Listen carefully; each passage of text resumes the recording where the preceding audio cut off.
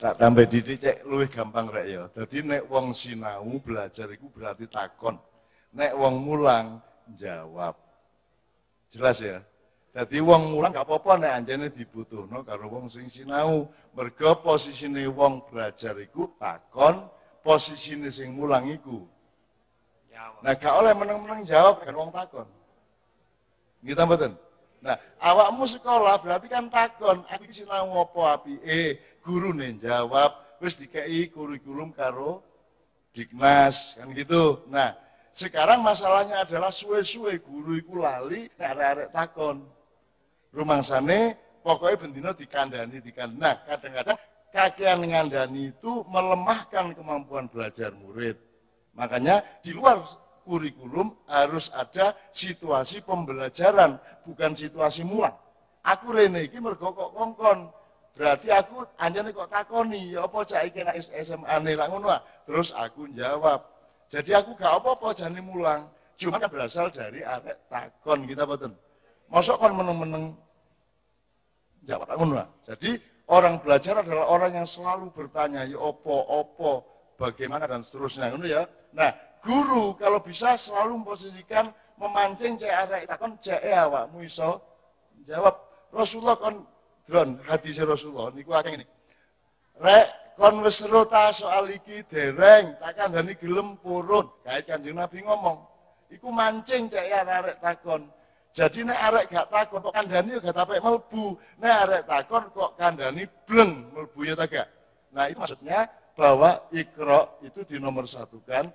Jadi nomor satu harus memancing muridnya untuk supaya dia punya rasa penasaran untuk bertanya dan seterusnya. Itu metode psikologi dalam pembelajaran dan pengajaran. Jadi nomor satu, arek-arek dipancing cek belajar supaya gurunya bisa jawab pembelajarannya. Itu loh maksudnya ya. Nah, atmosfer ini harus dijaga. Ojo kakean mulang tanpa arek-arek takon. Gitu loh, gitu ya. Kan dia kata gak apa ngerti kita kan. Gak apa-apa ngono ya. Tepuk tangan untuk kelompok yang pertama. Matur nuwun Pak, responnya sangat bagus. Ada respon yang lain, saya persilakan. Kalau ada, sangat terbuka. Kalau tidak ada, kita pindah ke kelompok kedua. Candi Tegus, silakan berdiri. Kayak nom mikrofonnya. Nah, ke Candi Tegus ya. Candi Tegus, yes. Assalamualaikum warahmatullahi wabarakatuh. Di sini kami dari kelompok Candi akan menjawab pertanyaan yang ditujukan kepada kami. Pertanyaan yang pertama, apa tujuannya orang belajar pada umumnya? Dan apa tujuannya belajar? Hasil dari koreksi kami. Pertanyaannya aku mau kurang usahakan dari mang. Pertama, wong-wongku biasanya sinau aku gaya apa sih, sekolah gaya apa. Lah nek awakmu gaya apa, ngono maksudku, ya. Oke, enggak. Apa tujuannya orang belajar pada umumnya, Pak Dekan? Maksudnya semuanya ya. Dan apa tujuannya belajar? Untukmu, untuk kita semuanya. Ora. Belajar biasanya wong-wongku sinau gaya apa, nek awakmu gaya apa ngono lho. Iya, ini dari kami, dari pemikiran kami kelompok Candi. Kelompok sampean, ya. Ini menurut kami, belajar pada umumnya yaitu untuk mencari ilmu. Dan selanjutnya, tujuannya belajar yaitu untuk mengetahui hal-hal yang belum kita ketahui atau untuk menambah wawasan sebanyak mungkin. Pertanyaan yang kedua, mana yang lebih penting, belajar agar memperoleh pekerjaan? Rek, kok bisa tak potong rek. Nek wong-wong liya biasae sinau ku gaya apa? Nek awakmu gaya apa ngono lho. Ojo kita semua. Nek wong-wong biasanya belajar misalnya, iki ora cek lulus cek gampang oleh penggawean misalnya. Gurung mesti golek ilmu lho rek. Nek arek-arek mayar ini gak dikongkon, gak bayar, anjane mergo niat golek ilmu, ya ta gak? Nggih. Tapi nek wong sekolah gurung karuan lho. Lah kepengin oleh gelar. Lah ngono lah. Cek nyambut gawe dhuwur lah ngono lah. Nek awakmu sinau iku apa tujuane ngono lho? Nek awakmu apa? Tujuan kami yaitu untuk mencari ilmu dan menambah pengetahuan yang belum kita ketahui. Temen Iya. gitu ya, ya. Iya. Jadi awakmu gak podo karo masyarakat umum. Tidak. Ya, ini menurut pemikiran kami dari Oke, berarti kelompok Candi. Candi Tikus sepakat bahwa kalau mereka cari ilmu itu tidak untuk soal kerjaan. Meskipun otomatis dapat kerjaan mereka berilmu, tetapi tujuan utamanya adalah mencari ilmu Mencari ilmu. dan pengetahuan, wawasan dan sebagainya. Ngono ya, sip. Iya. Oke. Berikut. Pertanyaan kedua. Untuk pertanyaan yang kedua, mana yang lebih penting, belajar agar memperoleh pekerjaan, ataukah belajar agar diterima oleh Allah, ataukah gabungan antara keduanya? Menurut pemikiran kami, belajar agar diterima oleh Allah. Karena intinya, jika Allah meridhoi, pekerjaan apapun pasti akan mengikuti. Yes. Nah, berarti pekerjaan dan suksesnya hidup itu akibat dari ridho Allah. Kan gitu. Bukan langsung kondolek sukses, tapi Allah gurung tentu ridho. Makanya baldatun thayyibatun warobun ghafur. Nek thayyibatun tok gampang, tapi robun ghafur angel rek. Mulane nek iki ndoleke robun ghafur, ceke baldatune thayyibah. Ngono ya. Ngono cara berpikir ya. Begitulah Candi, silakan. Iya, Yang seperti ketiga. itu. Iya. Iya. Sip. Ngono ya. Iya. Nanti Pak Camat akan merespon. Pak Camat akan merespon. Ya. Iya. Ya, ketiga. Iya. Untuk selanjutnya pertanyaan yang ketiga, sebutkan contoh mata pelajaran yang bersifat agama dan berkaitan dengan Allah, serta mata pelajaran yang umum dan tidak berkaitan dengan agama dan Tuhan. Untuk pertanyaan yang ketiga ini yang berhubungan dengan Allah, yaitu misalnya pendidikan agama atau PAI, pelajaran agama Islam. Dan menurut rincian dari kami kelompok Candi, semua mata pelajaran berkaitan dengan Allah, tidak satupun yang tidak berkaitan dengan Allah. Karena intinya ilmu berasal dari Allah Subhanahu wa taala. Berarti arek mayai, sip iki. Wis ngerti ya. Tidak ada satu apapun, apa mata pelajaran, apa debu, apa kaki, apa bola atau apapun yang tidak terkait dengan Allah. Jadi tidak ada pelajaran umum, yang ada adalah pelajaran agama. Meskipun mereka tidak menyebut, tidak apa-apa, yang penting kanggumu itu pelajaran agama. Wong wingi Indra Safri, tak jaluk ngekei hadiah ma'iyah, atau ijazah ma'iyah kepada Pak Taufik Ismail, penyair Angkatan 66, Sutarji Kaljung Bahri, sama Iman Budi Santoso. Dia mengatakan, saya melatih agama saya di sepak bola. Ya, penjelasannya. Indra Safri, pelatih U23, dulu pelatih U19 juara AFF dan AFC, ya. Ya apa caranya bal-balan kok melatih agama itu ya apa? Siji ngelatih iman, nomor loro ngelatih sabar, loro kayak iman percaya bahwa Allah terlibat di dalam persepak bolaan. Nyun sewu tak kayak contoh Pak. Indra Safri memberi contoh ketika final melawan Vietnam itu adu kiper mergo draw. 10-10-nya pemain itu sing pinter ngelebokno penalti ku gagal kabeh. Pokoknya akhirnya hasilnya draw 10-10 menembak penalti. Karek sitok sing jenenge Ilhamuddin. Di dalam latihan Ilhamuddin iku gak tahu iso ngelebokno bal. Tapi ya karek sitok iku tok. Kata ya apa meneh. Maka Pak Indra Safri bilang sama Allah, berdoa ya Allah, bangsa Indonesia ini belum pernah bahagia selama 26 tahun dari sepak bola. Mbok tolong sekali ini aja bahagiakan bangsa Indonesia dengan kemenangan ke-11 di final ini. Akhirnya Ilhamuddin ngelebokno beleng menang. Padahal latihannya gak tahu bisa ngelebokno. Ngono iku sing jenenge min haitsu la yahtasib. Kon kudu percaya karo Gusti Allah, mergo Gusti Allah sing nyambut gawe nomor 1 itu awakmu. Ya ta gak? Allah Al-Fa'al, fa'alul lima yurid, Allah yang paling bekerja dalam hidupmu, gitu ya. Oke. Nomor 2 sabar. Kau nek ndelok ngelatih bal-balan gak sabar kok sadui dhewe pemainmu kon. Ya ta gak? Jadi latihan sabar selama sepak bola. Ya ngono kan berkeluarga untuk latihan beragama. Bekerja di kantor apa di pasar atau di Grab atau di jalan untuk latihan. Pak Camat ini belajar sabar, belajar arif, belajar omboh, belajar jembar, belajar macam-macam dan itu semua adalah kematangan beragama. Gitu ya. Tepuk tangan untuk Candi Tikus. Terima kasih. Terima kasih. Pak Camat, monggo direspon apa saja sekalian. Ya, monggo.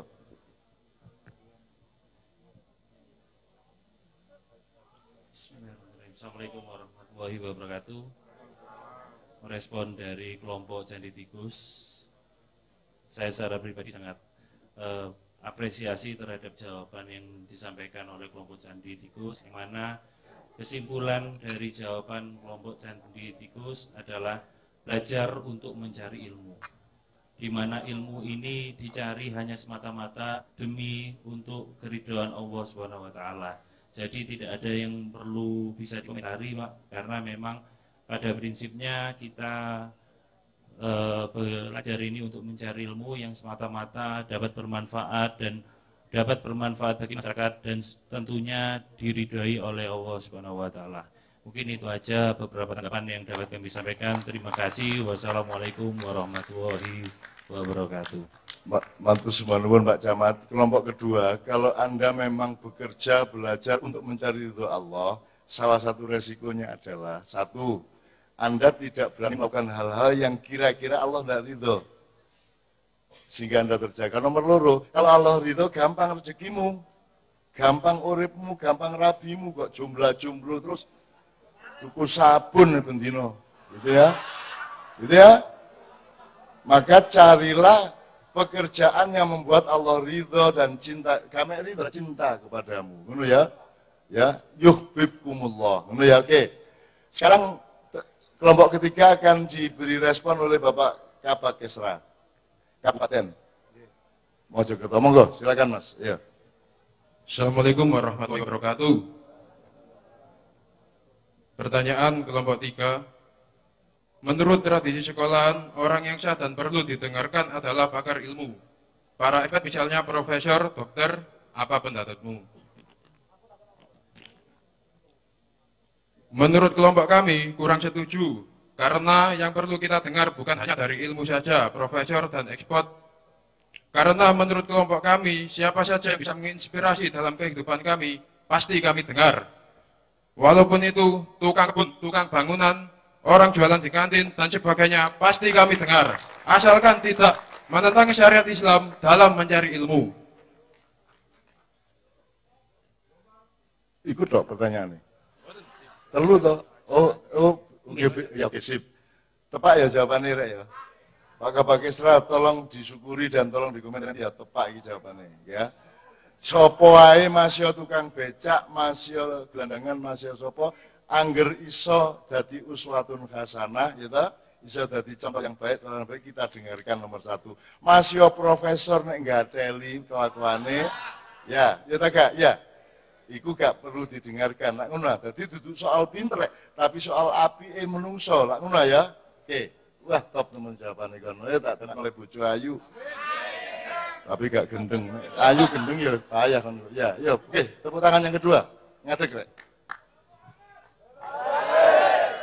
Bismillahirrahmanirrahim. Assalamualaikum warahmatullahi ta'ala wabarakatuh. Pertanyaan yang kedua untuk kelompok 3.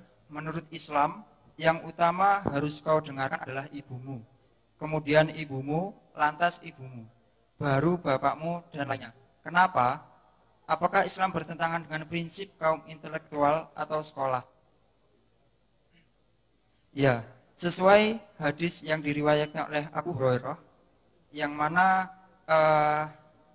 ada seorang pemuda ketika itu tanya kepada Rasulullah Muhammad SAW, ya Rasul, siapa orang yang harus aku hormati, yang harus paling aku hormati?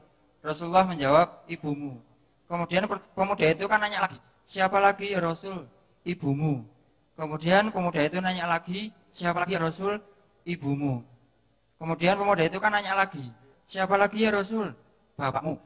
Nah, jadi dalam hal ini kita bersama memikirkan kenapa Rasulullah Muhammad SAW menyebut ibu kita itu 3 kali. Ada beberapa musafir yang mentafsirkan bahwasanya kenapa kita harus menyayangi dan menghormati ibu itu lebih dari bapak selama 3 kali, karena yang pertama kita kan dikandung oleh ibu, kita dikandung oleh ibu selama 9 bulan penuh lamanya berada di dalam kandungan ibu. yang mana itu tidak pernah dirasakan oleh laki-laki. Betul tidak? Betul. Nggih, matur nuwun. Yang kedua adalah melahirkan. Masya Allah, ibu-ibu yang sudah melahirkan ataupun bapak yang mau melahirkan nantinya, itu adalah melahirkan adalah jihadnya wanita yang Masya Allah, karena itu adalah pertaruhan antara hidup dan mati. Betul tidak? Dan itu pastinya tidak pernah dirasakan oleh mas-mas bapak-bapak, iya kan? Nah, iya. Bapak bagian enak doa ya. Iya, bapak bagian nata ya Mbak Nur ya. Termasuk ndasmu iki. Cemureng ya. Bapak bagiannya truk air rek. Weh, bapak-bapak cek enake, cek titip tok. Nah, itu tadi yang kedua. Terus yang ketiga itu menyusui dan merawat anak. Nah, bapak-bapak masa bisa menyusui anak-anaknya? Kan nggak bisa ya. Ya, makanya itu kenapa kok kita harus hormat kepada ibu-ibu kita? Kenapa kok kita harus hormat? Kita harus sayang kepada ibu kita, karena kalau enggak ya pasti nanti durhaka. Ya kurang lebihnya seperti itu Mbak Nun. Matur nuwun. Itu pertanyaan ketiga apa kedua? Itu pertanyaan kedua. Kedua, berarti yang ketiga. Ya oke, silakan Mas. Assalamualaikum warahmatullahi wabarakatuh. Pertanyaan yang ketiga, urutkan berdasarkan keutamaan siapa saja yang kau taati. Jawaban menurut kelompok kami, yang pertama adalah Allah, kedua Rasulullah, ketiga orang tua, keempat guru, para kiai dan ustadz. Dan dalam konteks kepemimpinan, Gusti Allah berfirman tentang surat An-Nisa ayat 59 yang artinya, wahai orang-orang yang beriman, taatlah kepada Allah dan taatlah kepada Rasul dan pemimpin di antara kita. Maka untuk dalam konteks kepemimpinan kita taat kepada Allah, kepada Rasul dan pemimpin-pemimpin di antara kita. Ini aku membenahi gak nyalah no, tapi memperluas satu. Atiullah wa ati Rasul wa ulil amri minkum. Nek nganggo kalimat biasa kan atiullah wa Rasul wa ulil amri. Tapi iki sing nganggo ati uloro, sing situ gak nganggo. Nek kalimat biasa kan rek jupukno sego sak teh sak grupuke lak ngono ya. Iki gak jupukno segone karo teh, jupukno segone, jupukno teh karo grupuke. Tidak lazim kalimatnya. Kalau lazim cukup disebut atiunya satu kali, tapi dua kali. Atiullah nganggo atiu, Rasul nganggo atiu, mari ngono ulil amri gate atiu. Kalau faham saya, tafsir saya, nek Allah karo Kanjeng Nabi mutlak kudu kok taati. Tapi nek liyane Allah karo Rasulullah didelok-delok sik. Nek ngejak kon nabi taat atau nek ngejak kon elok kon taat. Karena kalau taat kepada orang yang mengajak buruk, berarti batal ketaatanmu pada Allah sama Rasulullah. Ya tak gak? Demikianlah pemerintah, demikianlah orang tua pun nek ngejak. Masa ana wong nyun sewu nek Mojokerto biyen ada enggak tempat pelacuran? Saya gak ono ya. Wis tutup alhamdulillah. Doli biyen saya wis tutup. Jadi nek bapakmu ngejak nang doli kon taat gak? Nek kon taat bapakmu ngejak nang doli berarti batal ketaatanmu nang Allah karo Kanjeng Nabi lah ngono. Jadi itu satu nomor loro. Ulil amri itu artinya yang mengurusi sesuatu urusan. Gak kudu pemimpin. Misalnya kon titip barang rek iki terno ya nang Pak Iko kita kei biaya kayak tuku bensin. Itu berarti ulil amri.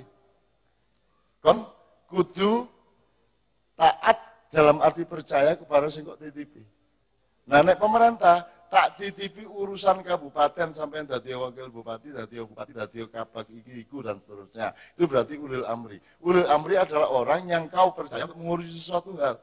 Dia bisa orang tuamu, bisa anakmu, bisa tetanggamu, bisa temanmu. Jadi tolong ulil amri ini jangan hanya diartikan pemerintah, Dok. Karena pemerintah juga kadang-kadang tidak perlu ditaati kalau dia salah. Misalnya bupati yang ketangkep korupsi. Ya tegak, ya kan tidak benar kalau engkau mentaati dia. Ya oke, jadi jelas ya Mas ya. Ulil amri itu bisa siapa aja yang engkau percaya dan amanati untuk mengurusi sesuatu. Ulil amri. Amri itu urusan, ul itu tuan rumah atau yang menangani suatu urusan. Itu bisa pegawaimu bahkan bisa sopoai, bisa tonggomu, bisa sopo. Ya. Oke, mudah-mudahan ini memperluas kita bersama supaya kita ini lebih apik lah. Nek anjane wis dadi pemimpin apa meneh kudu ulil amri yang setia kepada amrnya. Jangan sampai lehar cek ikon pantas ditaati. Kan syaratnya orang yang bisa ditaati adalah yang memang pantas dan bisa dipercaya untuk ditaati. Nek Kanjeng Nabi karo Allah Kanjeng Nabi wis ana masalah, wis mesti beres. Tapi nek liyane loro iku lak gurung mesti ya. Mulane kudu kok delok-delok, mulane gak nganggo atiku sing ketiga. Ati ini nek Allah, Rasul, yang ketiga tidak. Ngono ya, tepuk tangan untuk kelompok pertama. Sekarang Bapak Kabak Kes akan menanggapi nyun sewu Bapak. Nggih, matur nuwun. Izinkan saya ngutip YouTube-nya Mbah Trun. Saya juga suka nonton. Kalau menganalisis yang kelompok ketiga, Mbak Nun, saya teringat ngaji Bluluk, Cengkir, Degan, Klopo. Nah, karena kelompok ketiga ini sudah usianya mungkin di atas 30, ya, barangkali mungkin sudah nyampe pada tahapan atau level Degan. Kelompok tiga mempunyai daya analisis, punya kemampuan dialektika, punya kemampuan pemahaman yang sudah hampir matang, dan ini tinggal menyempurnakan masuk ke universitas kehidupan. Jadi ini sudah mulai masuk ke level itu. Kalau kita ngajinya Mbah Nun juga, saya ingat ilmu pengetahuan itu ujungnya adalah kearifan. Setelah kearifan maka manusia itu akan berada pada level irfan, kemudian pada level tertinggi makrifat. Nah, barangkali mungkin sebelum ke sana yang kelompok ketiga ini sudah pada level mempunyai kesadaran keilmuan, sehingga dia mempunyai analisis yang kira-kira sudah masuk pada level arif lah, kira-kira begitu. Itu komentar saya, matur nuwun. Ya, aku ngelingno baleni Bapak Kabak Kesra mengenai urut-urutannya Bluluk, Cengkir, Degan, karo Klopo. Itu sebenarnya adalah Allah mengevolusi informasi atau ajarannya. Jadi di zaman Nabi Musa itu dikai Bluluk, maring nu berkembang sekian ratus tahun, tutuk Nabi Daud dikai wis dadi Cengkir. Berkembang lagi sampai Nabi Isa dadi Degan, ketika sampai ke Rasulullah dia wis mateng dadi Klopo. Jadi apa cara berpikirnya, kematangannya, kelengkapannya ya kudu Klopo nek wong Islam. Lah saiki akeh wong Islam jek Bluluk ya ta gak. Ngene salah ngono salah, mergo utuke Bluluk. Gak iso bedakno antarane sabut, sepet karo bathoke ya. Belum analitik, dia belum detail. Nek awakmu jek Bluluk gak apa-apa gelut bendino. Tapi nek awakmu wis Klopo, ngerti oh iki bagian kerambile rek. Iki bagian apa? Iki wateke arek iki sabut iki. Iki iso berguna digawe keset, digawe sapu berguna, semua berguna kalau dalam kelapa. Nah, kita selama ini kan berpikirnya angger wis nek golongan iki bener, golongan iki bid'ah, golongan iki musyrik ngono. Karena mereka masih Bluluk mikirnya. Angger duduk Bluluk wis dianggap salah.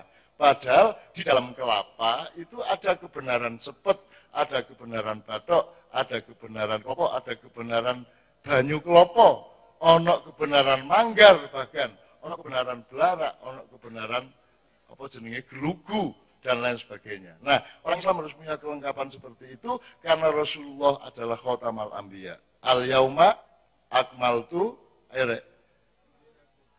Al-yawma akmaltu dinakum atmamtu alaikum ni'amati wa raditu lakumul Islam dina. Wis sampurna isin kon dadi umat Kanjeng Nabi tapi cek mikir cek model pikiran cek bluluk. Nek cek rodok nek degan cek lumayan bisa dadi degan. Tapi nek bluluk kata gaya apa? Selain gembandem wong liyan ya. Nek nyawat ndase wong. Mulane nek wong cek mikire bluluk, cek kematangan berpikirnya, kejiwaannya, psikologinya, mentalnya, intelektualnya, rohanianya masih bluluk, gampang gelut. Angel rukun, nyalah-nyalah wong terus-terusan. Nah di sini kan aku lagi takon, kon iku sapa? Pendidikanmu gak tak takoni kon SD tamat agak, kon dokter tak duduk, kon wong Islam Kristen aku gak takon itu. Kon penggaweanmu apa gak takon mergo kene iki wis berpikir kelapa. Arek-arek iki mesti ana sepete, ana sing bathok, ana sing kok bluruk meneh. Iki wis gak blulur, wis kelapa rek. Mesti ana sing iki ana blarak iki wisan. Nek iki jek manggar ngono Pak ya. Iki ana blarak, iki ana glugu iki rek tepak iki digawe cagak api iki ngono ya. Jadi setiap unsur di dalam kelapa ada manfaatnya masing-masing dan ukurlah seseorang berdasarkan manfaatnya masing-masing. Ojo sepet kok kon dadi bathok, ojo bathok kok kon dadi banyune, ojo banyune dikongkon dadi manggare, ojo manggare dikongkon dadi glugune dan seterusnya. Maka kenalian manusia berdasarkan takdir Allah pada diri mereka masing-masing. Ono, jadi kantor misalnya Pak, mesti ono sing bagian bluluk, ono sing bagian sepet, terpengaruh karena Jombang apa? Mesti Pak di satu komunitas manusia mesti iki sing bagian bathok, iki sing ngelindungi banyu iki. Nek gak ono bathok, banyune gak selamat ya Kak. Termasuk kuning telur. Sing kok buah apa kulite. Padahal iso takon dadi putih telur dan kuning telur sampai dadi endok temenan tanpa kulitnya. Jadi kalian jangan meremehkan kulit telur, karena kulit telur pasti ada gunanya. Itulah sebabnya Sunan Kalijaga menerjemahkan nek kulit telur itu adalah togok. Ya. Itu carane sinawai. Nek putih telur jenenge Semar, nek kuning telur jenenge Bathara Guru. Ketiga-tiganya bermanfaat, gitu ya. Mulane Jawa itu ojo kok tinggal, sinaono karena banyak sekali hikmah dan ilmu dari kebudayaan Jawa dan filosofi Jawa. Ngono ya, ya. Sekali lagi matur nuwun Bapak-bapak yang merespon, tepuk tangan untuk anak-anak kita. Kembali ke tempat masing-masing. Desuk-desan ya apa ya, bismillah ya, wis ya. Oke, wis. Amin amin tak dongakno rek ya, bismillah ya. Awakmu mimpin lho meneh ya. Memimpin, bismillah, ya. Amin, amin, amin, bismillah, ya. Wes gak apa, sepurane ya, aku salaman sih ya. Apa ya, nggih. Arek cilik-cilik lho Pak, arek nom-nom lho Pak, insyaallah Indonesia luwih apik ben-ben ya. Amin ya rabbal alamin. Wong Islam luwih sip. Dan gelem nglumpuk sampai jam 12 luwih ngene iki, apa meneh hasilé kejaba Allah sayang nang awakmu kabeh. Allah cinta nang awakmu kabeh. Tanda tangan kok ya, sampai nang Mas Ali lah sapa salah seorang di sana Mas Adin kondo ya. Engko cekak, engko kabar ini belain aku. Engko jilbabe njaluk tanda tangan. Ya nek jilbab lek njrone. Ya apa lagu tanda tangan ngawur ngono iku. Oke, sekarang Cak Mehmet, tepuk tangan semua untuk Cak Mehmet. Ya. Sakarep sampean saiki kita puncai dengan Ludrukan Mojokerto. Monggo sampean sampai tengah Indonesia. Tapi kayak Kanjeng dapat pinter ngludruk ya Pak, gak apa-apa ya. Saiso-isone ya rek ya. Ya kendang-kendang tambah apa didik ngene ya. Saiso-isone ya. Monggo Cak Mehmet, tepuk tangan sekali lagi. Shallallahu alaihi Muhammad.